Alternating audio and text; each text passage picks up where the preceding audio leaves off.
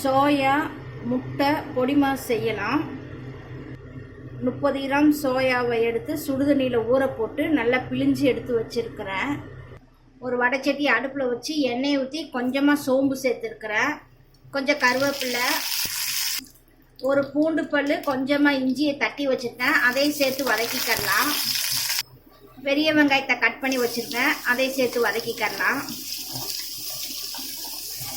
வெங்காயம் வதங்கிடுச்சு. ஒரு சின்ன சைஸ் தக்காளியை மிக்சியில் லேசாக சுத்த விட்டுருக்கேன், அதை சேர்த்து வதக்கிக்கலாம்.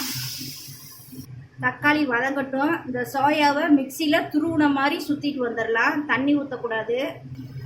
சோயாவை லேசாக சுத்த விட்டு எடுத்துகிட்டு வந்தாச்சு. இப்போ அதை சேர்த்துடலாம். கொஞ்சமாக மஞ்சத்தூள், மிளகாய்த்தூள் 1 டீஸ்பூன், கறி மசாலாத்தூள் 1 டீஸ்பூன், கொஞ்சமாக உப்பு சேர்த்துக்கிறணும். எல்லாத்தையும் ஒரு தடவை கிளறி விட்டுக்கலாம். சோயா வேகிறதுக்கு கொஞ்சமாக தண்ணி சேர்த்துக்கலாம்.